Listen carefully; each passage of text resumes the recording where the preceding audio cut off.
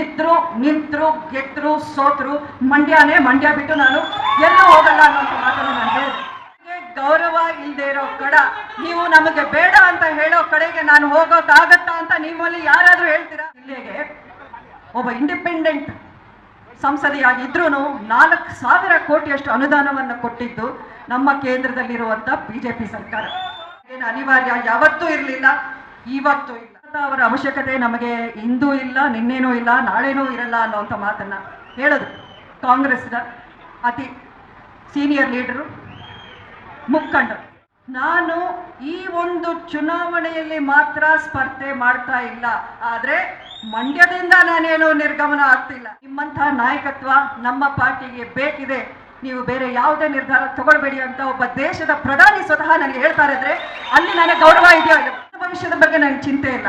ನನ್ನ ಸ್ವಾರ್ಥ ನಾನು ನೋಡ್ಕೊಳ್ಳೋದಾದ್ರೆ ಎಷ್ಟೋ ಕ್ಷೇತ್ರದ ನನಗೆ ಅವಕಾಶಗಳು ಸಿಗ್ತಾ ಇದೆ.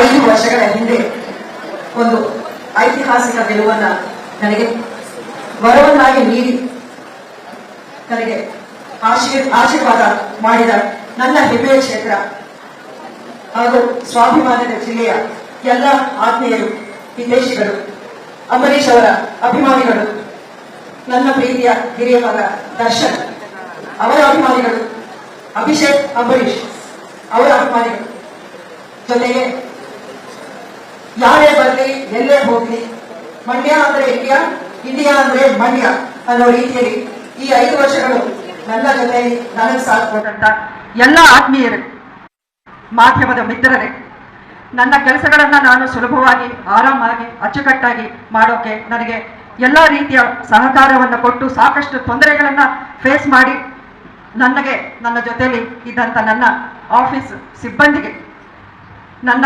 ಯೋಜನೆಗಳನ್ನು ಅನುಷ್ಠಾನಕ್ಕೆ ತರೋಕೆ ನನಗೆ ಸಪೋರ್ಟ್ ಆಗಿ ನಿಂತ ಜಿಲ್ಲಾಡಳಿತ ಅಧಿಕಾರಿಗಳು ಎಲ್ಲರಿಗೂ ಮೊದಲನೇದಾಗಿ ನನ್ನ ಹೃದಯಪೂರ್ವಕ ವಂದನೆಗಳು, ಅಭಿನಂದನೆಗಳನ್ನ ತಿಳಿಸ್ತೀನಿ. ಅತಿ ಮುಖ್ಯವಾಗಿ ಓರ್ವ ಪಕ್ಷೇತರ ಅಭ್ಯರ್ಥಿಯಾಗಿ ನಿಮ್ಮೆಲ್ಲರ ಒತ್ತಾಯದಿಂದ ಅತ್ಯಂತ ಸವಾಲುಗಳು ಹಾಗೂ ಕಷ್ಟಕರವಾದ ಒಂದು ನಿರ್ಧಾರವನ್ನು ನಾನು ತಗೊಂಡಿರೋ ಒಂದು ಸಂದರ್ಭದಲ್ಲಿ ಅದನ್ನ ಸಂಪೂರ್ಣವಾಗಿ ಮನಸ್ಫೂರ್ತಿಯಾಗಿ 7 ಲಕ್ಷಕ್ಕಿಂತ ಹೆಚ್ಚಿನ ಮತಗಳನ್ನು ನನಗೆ ಹಾಕಿ 1.25 ಲಕ್ಷದ ಮತಗಳ ಅಂತರದಿಂದ ನನಗೆ ಅಭೂತಪೂರ್ವವಾದ ಗೆಲುವನ್ನು ಕೊಟ್ಟ ಮಂಡ್ಯ ಕ್ಷೇತ್ರದ ಮಹಾಜನತೆಗೆ ನಾನು ಶಿರಸಾವಹಿಸಿ ನಮಸ್ಕಾರಗಳನ್ನು ತಿಳಿಸೋಕೆ ಇಷ್ಟಪಡ್ತೀನಿ. ಪ್ರತಿಯೊಬ್ಬ ಮಹಿಳೆ, ಪ್ರತಿಯೊಬ್ಬ ರೈತ ಬಂಧು, ಯುವಕ ನನಗೆ ಆ ಟೈಮಲ್ಲಿ ಸಾಥ್ ಕೊಟ್ಟಿದ್ದಕ್ಕೆ ಆ ಒಂದು ಗೆಲುವು ನನಗೆ ಸಾಧ್ಯವಾಯಿತು.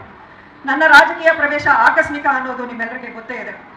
ಅಂಬರೀಶ್ ಅವರ ದಶಕಗಳ ಕಾಲದ ಒಂದು ಸೇವೆ, ಅವರ ಒಂದು ಕಾರ್ಯವೈಖರಿ ಮುಂದುವರಿಸುವ ಒಂದು ಸದುದ್ದೇಶ ಮಾತ್ರ ಇತ್ತು ನನ್ನಲ್ಲಿ. ಆ ಒಂದು ಸಂದರ್ಭದಲ್ಲಿ ರಾಜಕೀಯ ನನಗೇನು ಅನಿವಾರ್ಯ ಯಾವತ್ತೂ ಇರಲಿಲ್ಲ, ಇವತ್ತೂ ಇಲ್ಲ. ಆದ್ರೂ ಅಂಬರೀಶ್ ಅವರನ್ನ ಇಷ್ಟೊಂದು ವರ್ಷಗಳು ಪ್ರೀತಿಯಿಂದ ಸಾಕಿ 30 ವರ್ಷಗಳ ಆಶೀರ್ವಾದ ಮಾಡಿದ ಜನ ನನ್ನನ್ನು ಕೇಳಿದಾಗ ನಾನು ಇಲ್ಲ ಬೇಡ ಅಂತ ಹೇಳೋಕೆ ನನ್ನ ಕೈಲಾಗಿಲ್ಲ. ಅದೆಷ್ಟು ನೋವು, ಎಷ್ಟು ಸವಾಲುಗಳು, ಎಲ್ಲ ನುಂಗಿ ಎಲ್ಲವನ್ನೂ ಎದುರಿಸಿ ಹೋರಾಟ ಮಾಡಿ ಗೆದ್ದ ನಂತರವೂ ನನ್ನ ದಾರಿ ಸುಲಭವಾಗೇನಿರಲಿಲ್ಲ, ಸುಗಮವಾಗಿಯೂ ಇರಲಿಲ್ಲ. ಆದರೆ ಒಂದೇ ಗುರಿಯನ್ನ ಇಟ್ಕೊಂಡು ಪ್ರತಿಯೊಂದು ಹೆಜ್ಜೆಯನ್ನ ಅದೇ ದಿಕ್ಕಲ್ಲಿ ಹಾಕೊಂಡು ಬಂದೆ. ನನ್ನ ಗುರಿ ನಮ್ಮ ಜಿಲ್ಲೆಯ ರೈತರು, ಬಡವರು, ಮಹಿಳೆಯರು, ಯುವಕರು, ಜನಸಾಮಾನ್ಯರು ಇವರೆಲ್ಲರ ಪರವಾಗಿ ನಾನು ನಿಂತ್ಕೊಳ್ಬೇಕು. ಅವರ ಸಮಸ್ಯೆಗಳಿಗೆ ಸ್ಪಂದಿಸಿ ಅವರ ಆಕಾಂಕ್ಷೆಗಳನ್ನು ಈಡೇರಿಸಿ ನನ್ನ ಕೈಲಾದಷ್ಟು ಅಭಿವೃದ್ಧಿ ಮಾಡಿ ಅದರ ಮೂಲಕ ನಮ್ಮ ಜಿಲ್ಲೆಯಲ್ಲಿ ಒಂದು ಬದಲಾವಣೆ ತರಬೇಕು, ಅಭಿವೃದ್ಧಿ ಮಾಡಬೇಕು.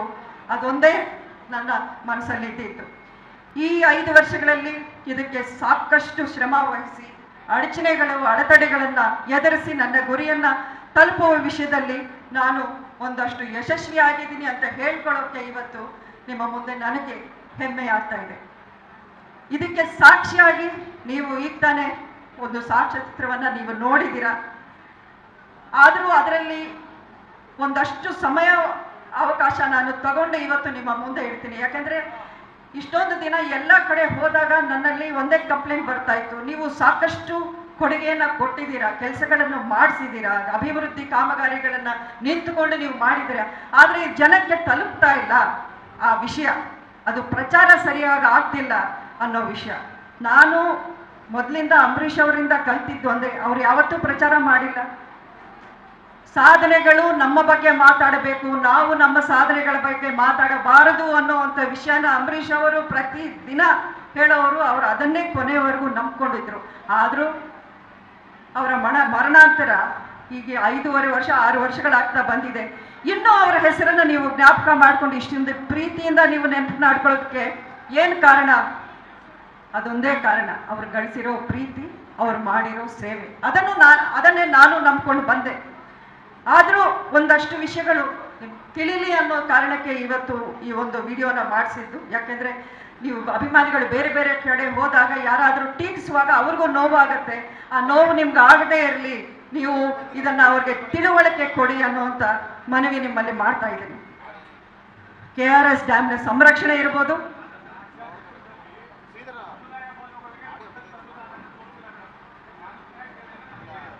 ಇರ್ಲಿ ಅಲ್ಲಿಗೆ ಬರ್ತೀನಿ. KRS ಡ್ಯಾಮ್ ಸಂರಕ್ಷಣೆ ವಿಚಾರ ಇರ್ಬೋದು, ಅಕ್ರಮ ಗಣಿಗಾರಿಕೆ ವಿರುದ್ಧ ಏನನ್ನೂ ಲೆಕ್ಕಿಸದೆ ಧೈರ್ಯವಾಗಿ ನಾನು ನುಗ್ಗಿ ಅದರ ವಿರುದ್ಧ ಒಂದು ಯುದ್ಧವನ್ನೇ ಮಾಡಿದ್ದು ನಿಮ್ಮ ಕಣ್ಮುಂದೆನೇ ಇದೆ. COVID-19 ಸಂದರ್ಭದಲ್ಲಿ 2 ವರ್ಷ ಸಂಸದರ ನಿಧಿ ಅನ್ನೋದು ಕೇಂದ್ರ ಸರ್ಕಾರ ಕೊಟ್ಟಿರಲಿಲ್ಲ. ಇವಾಗ ನೀವು ಇದೇನು ನೋಡ್ತಿದ್ದೀರಾ, ಈ ಅನುದಾನ ಅದು 5 ವರ್ಷಗಳ ಸಾಧನೆ ಅಲ್ಲ, 3 ವರ್ಷಗಳ ಸಾಧನೆ. ಅದು ನೀವು ನೆನಪಿಟ್ಕೋಬೇಕು. ಅವರ ಇಂಡಿಪೆಂಡೆಂಟ್ ಅಭ್ಯರ್ಥಿ, ಯಾವುದೇ ಒಂದು ಪಾರ್ಟಿ, ಒಂದು ಕೇಡರು, ಒಂದು ಟೀಮು, ಸುತ್ತಮುತ್ತ ಯಾರೂ ಇಲ್ಲ ನನಗೆ. ಆದರೂ ನಾನು ನಿಂತ್ಕೊಂಡು ಒಬ್ಬಂಟಿ ಹೆಣ್ಣಾಗಿ ಇಷ್ಟೊಂದು ನಾನು ತರೋಕ್ಕಾಯಿತು ಅಂದರೆ ನಿಮ್ಮೆಲ್ಲರ ಆಶೀರ್ವಾದ ಮಾತ್ರ. ಇದೆಲ್ಲ ಸಾಧನೆ ಮಾಡೋಕ್ಕೆ ನನ್ನ ಕೈಲಿ ಸಾಧ್ಯ ಆಯಿತು.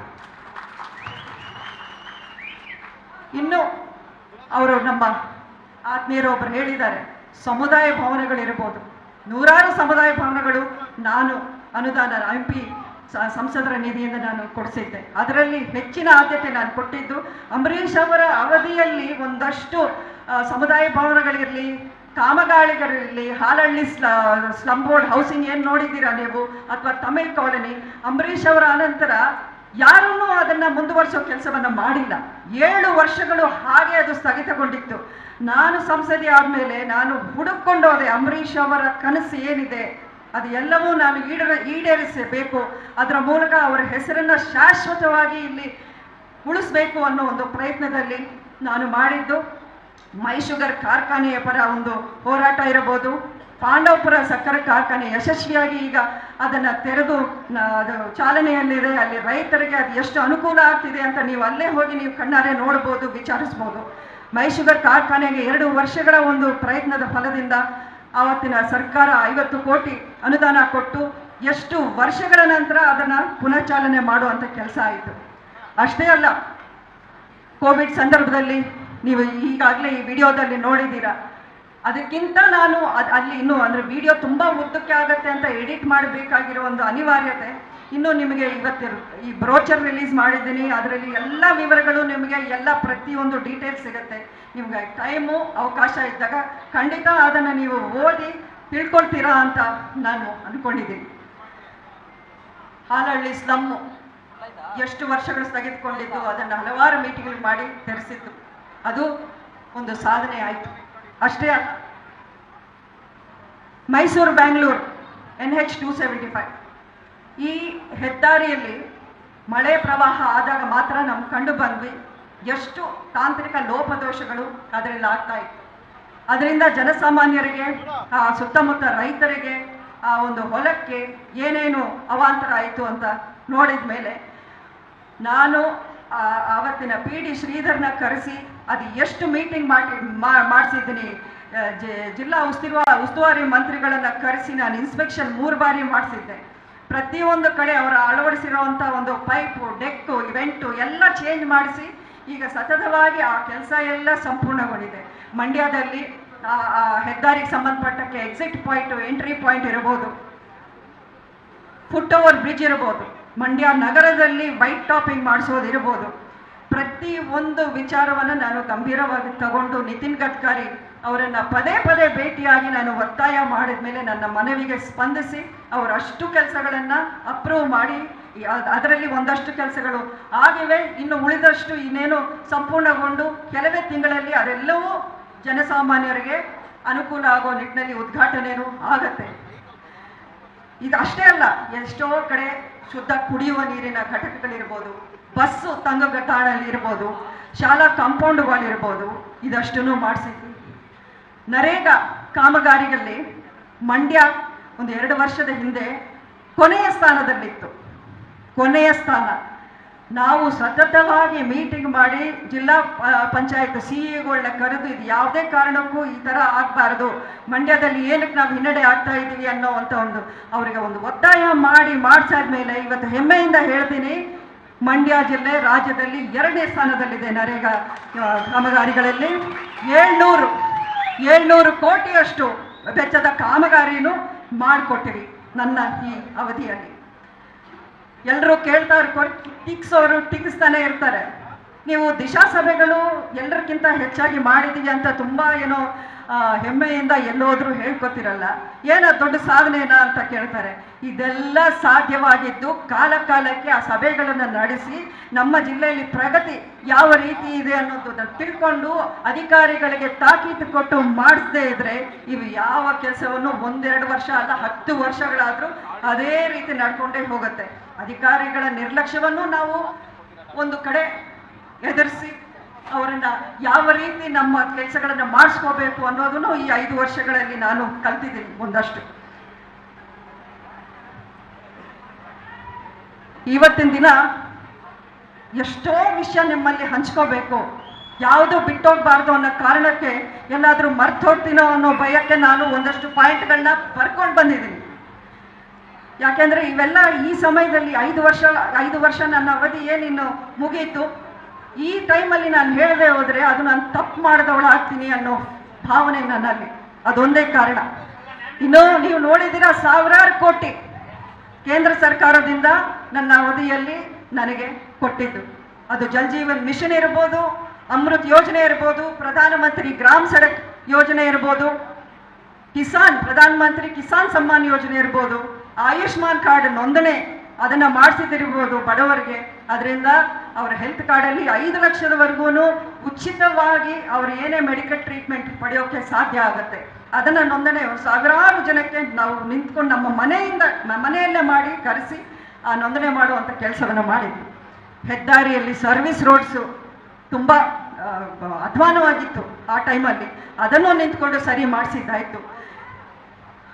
ಇನ್ನು ರೈಲ್ವೆ ಸ್ಟೇಷನ್ ಅದಕ್ಕೆ ಬಂದರೆ, ಫಸ್ಟು ನಾನು ಸಂಸದೆಯಾಗಿ 3ನೇ ತಿಂಗಳಲ್ಲೇ ವಿಶೇಷ ಮಹಿಳೆಯರ ಬೋಗಿಗಳನ್ನು ನಾನು ಸುರೇಶ್ ಅಂಗಡಿ ಹಾಗೂ ಪಿಯೂಷ್ ಗೋಯಲ್ ಅವರಿಂದ ನಾನು ಪಡ್ಕೊಂಡು ಬಂದು ಹೆಣ್ಣು ಮಕ್ಕಳು ಕೆಲಸಕ್ಕೆ ಬೆಂಗಳೂರು ಮೈಸೂರು ಬೇರೆ ಬೇರೆ ಕಡೆ ಹೋಗುವಾಗ ಅವ್ರಿಗೆ ತೊಂದರೆ ಆಗ್ತಿದೆ ಅನ್ನೋ ಒಂದು ವಿಚಾರ ಇಟ್ಕೊಂಡು ವಿಶೇಷ ಬೋಗಿಗಳು 2 ಪ್ರತಿಯೊಂದು ಟ್ರೈನಲ್ಲಿ ಮಂಡ್ಯ ಮೈಸೂರು ಮಧ್ಯೆ ಓಡಾಡೋ ಟ್ರೈನಲ್ಲಿ ವಿಶೇಷ ಬೋಗಿಯನ್ನು ಕಲ್ಪಿಸ್ಕೊಟ್ಟಿದ್ದು ಅದು ಒಂದು ವಿಷಯ ಆಯಿತು.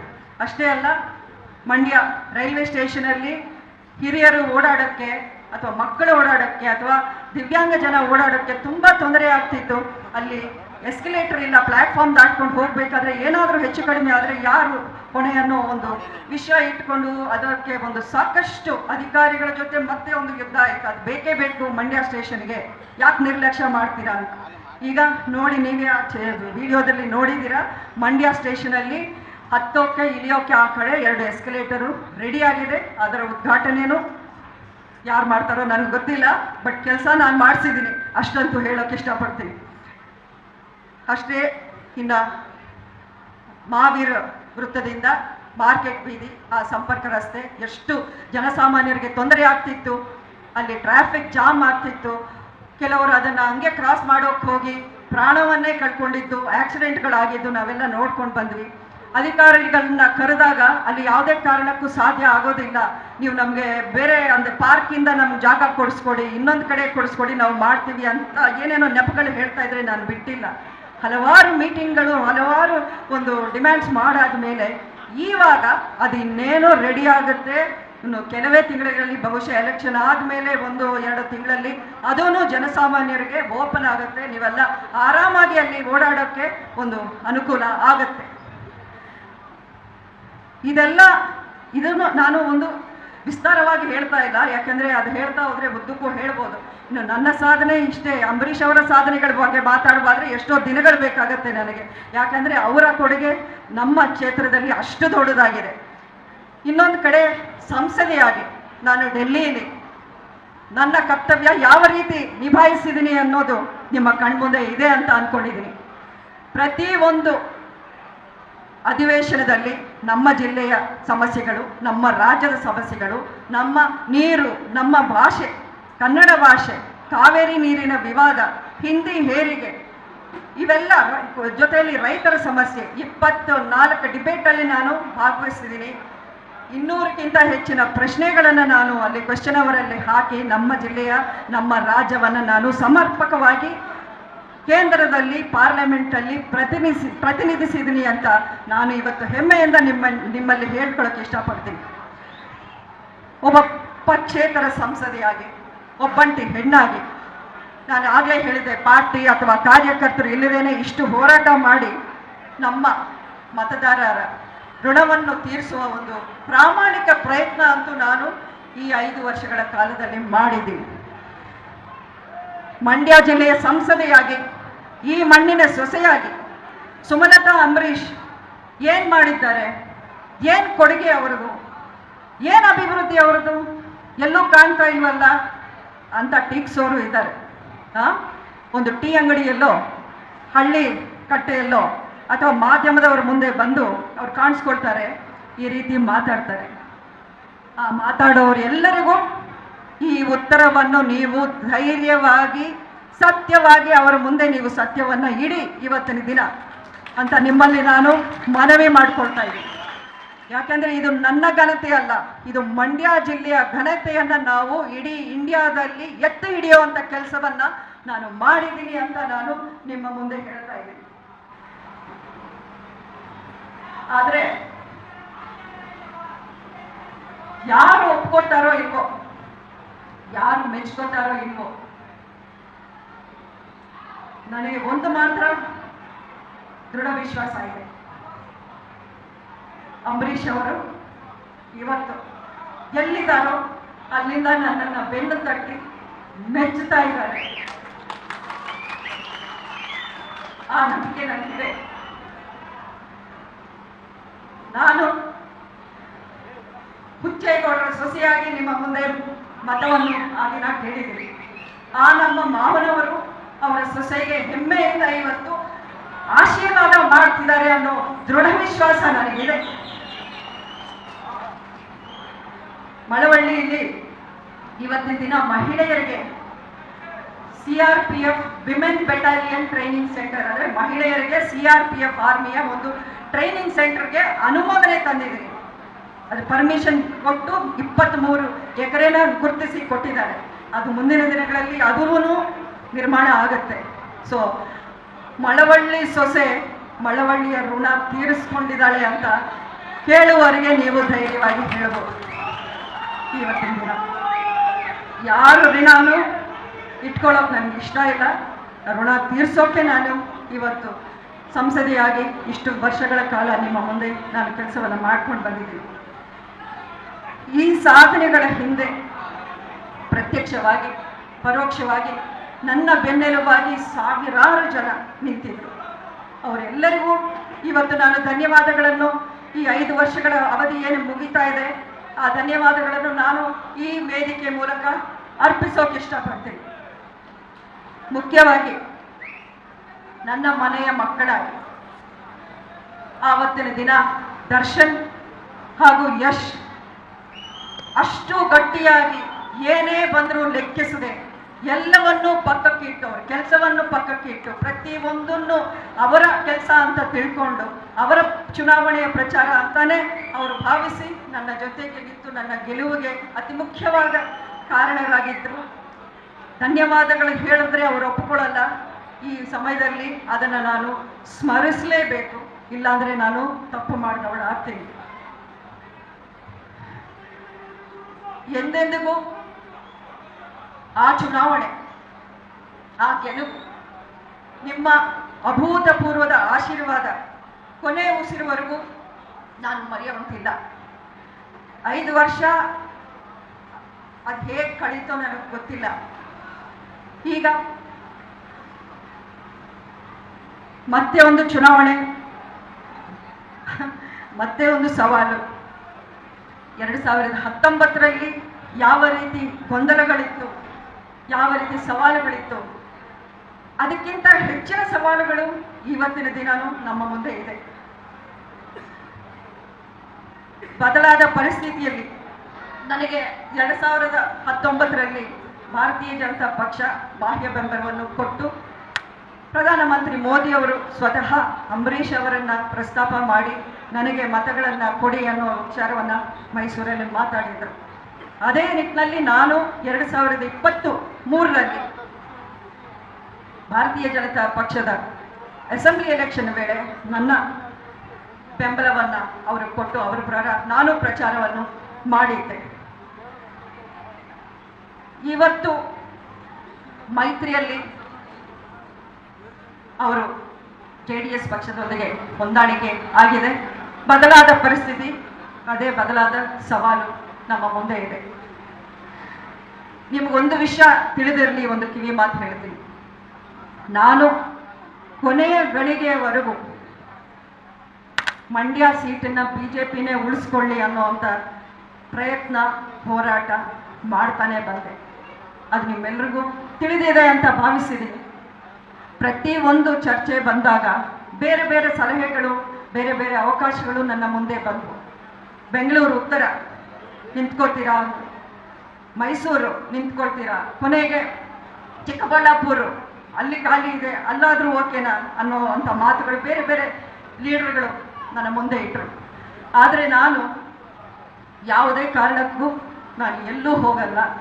ನಾನು ಇದ್ರು, ನಿಂತರು, ಗೆದ್ರು, ಸೋತರು, ಮಂಡ್ಯನೇ, ಮಂಡ್ಯ ಬಿಟ್ಟು ನಾನು ಎಲ್ಲೂ ಹೋಗಲ್ಲ ಅನ್ನೋಂಥ ಮಾತನ್ನು ನಾನು ಹೇಳಿದೆ. ಸ್ವಾರ್ಥ ರಾಜಕಾರಣ ಮಾಡೋದು ನನಗೆ ಕಲ್ತಿಲ್ಲ. ಯಾಕೆಂದರೆ ನಾನು ಒಂದು ರೀತಿಯಲ್ಲಿ ನೋಡಿ ಬೆಳೆದಿದ್ದೆ ಅಂಬರೀಷ್ ಅವರ ಚೌಕಟ್ಟಿನಲ್ಲಿ. ಅವರು ಎಂದೆಂದಿಗೂ ಅಧಿಕಾರಕ್ಕೆ ಆಸೆ ಪಟ್ಟವರಲ್ಲ, ಆ ಅಧಿಕಾರದಲ್ಲಿ ಅಂಟುಕೊಂಡು ಕೂತ್ಕೋಬೇಕು ಅನ್ನೋದು ಯಾವತ್ತೂ ಅವರಲ್ಲಿ ಇರಲಿಲ್ಲ. ಅದೇ ನನಗೂ ಇವತ್ತಿನ ಒಂದು ಮಾರ್ಗದರ್ಶನ, ಸ್ಫೂರ್ತಿ.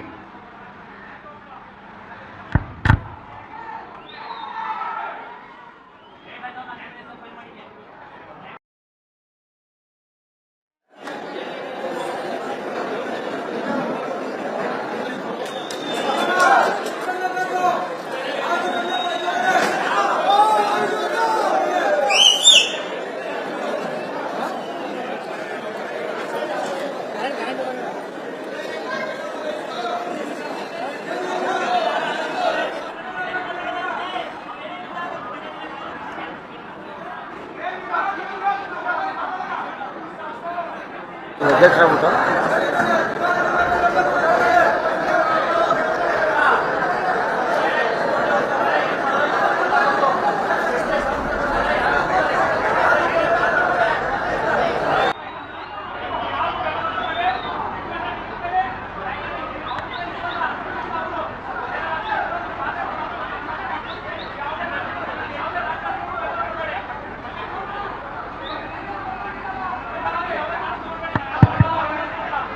ಆಯ್ತಾ?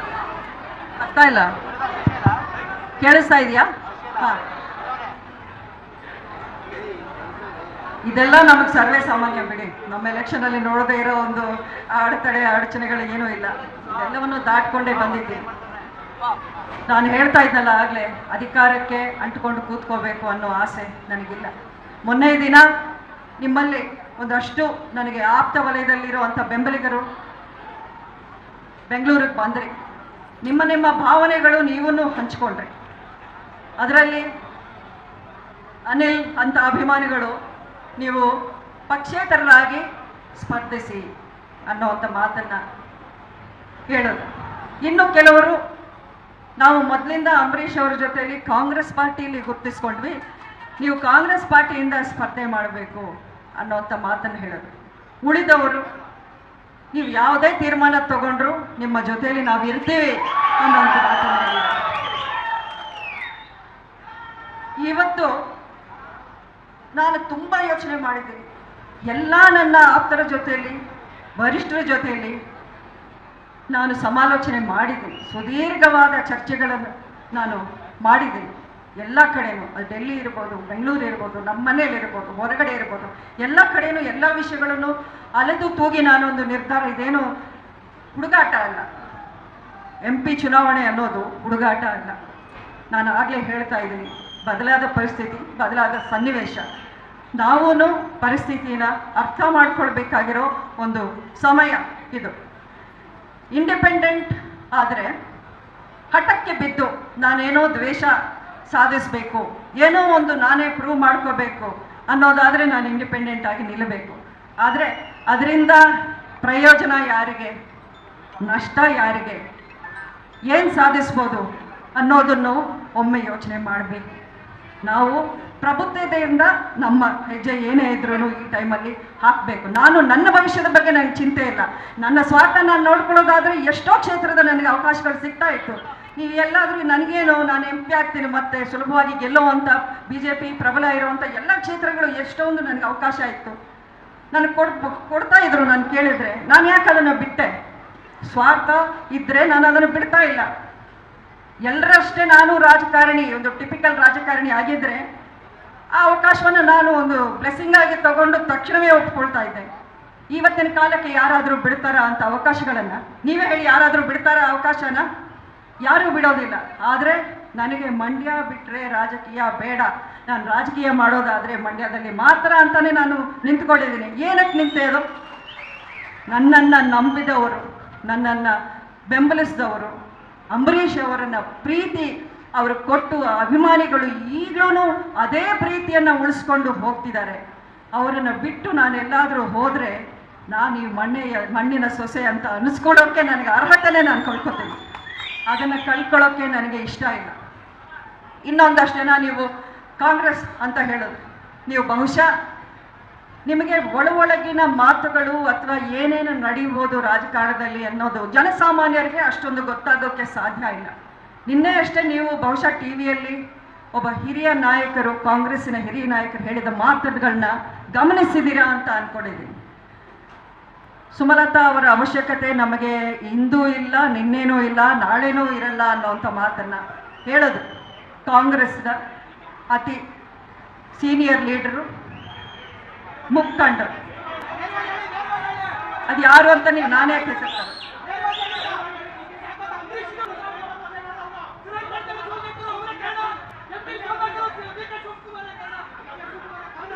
ಆಯ್ತು, ನಿಮ್ಮ ನೋವು ನನಗೆ ಅರ್ಥ ಆಗುತ್ತೆ.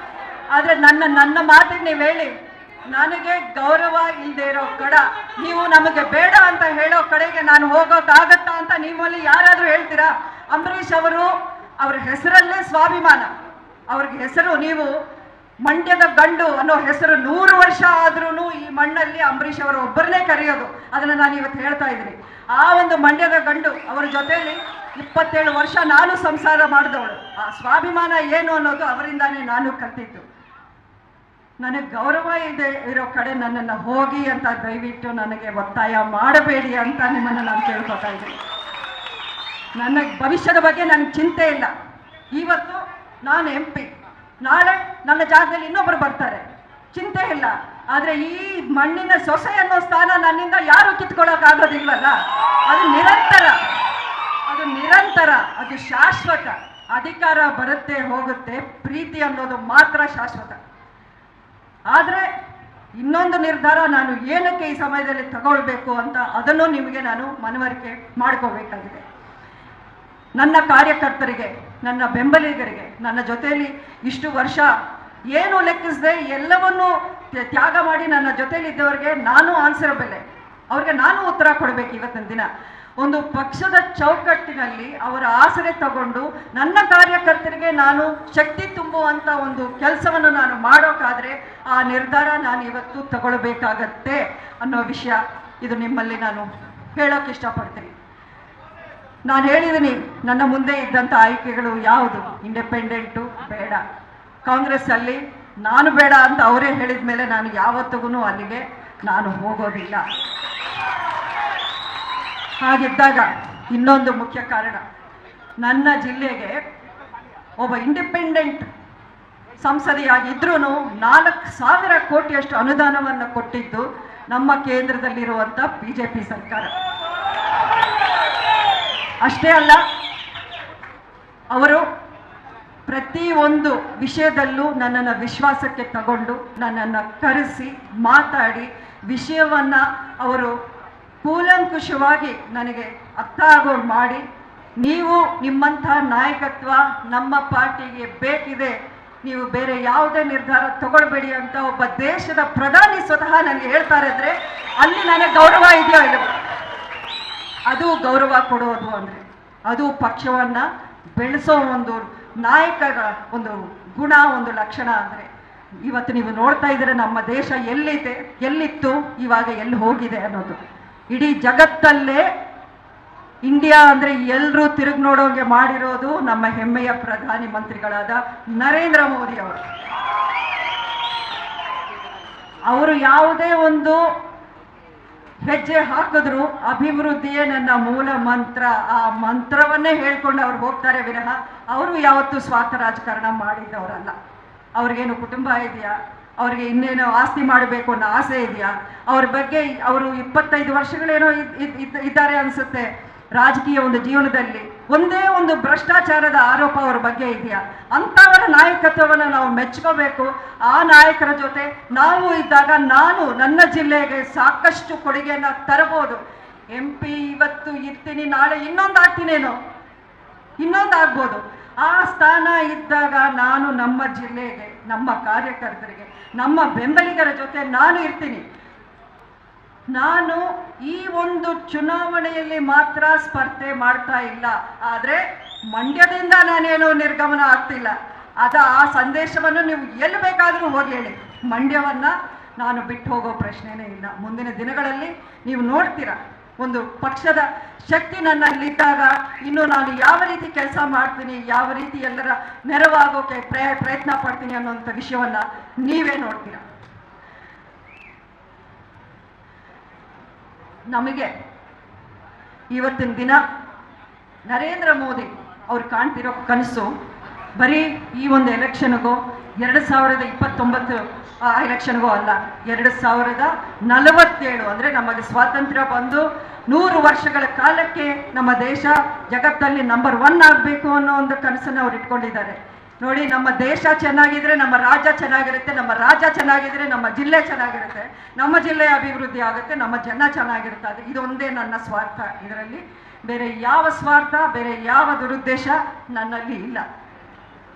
ಎಲ್ಲರೂ ನೀವು ನೋಡಿದಾಗೆ MP ಸೀಟೋ MLA ಸೀಟೋ ಸಿಕ್ಕಿಲ್ಲ ಅಂದಮೇಲೆ ಕೋಪ ಮಾಡಿಕೊಂಡು ಪಾರ್ಟಿ ಬಿಟ್ಟೋಗ್ತಾರೆ. ಆದರೆ ಸುಮಲತಾ ಅಂಬರೀಷ್ MP ಟಿಕೆಟ್ನ ಬಿಟ್ಟು ಕೊಟ್ಟು ನಾನು BJP ಪಕ್ಷವನ್ನು ಸೇರುವಂಥ ನಿರ್ಧಾರವನ್ನು ಮಾಡಿದ್ದೀನಿ.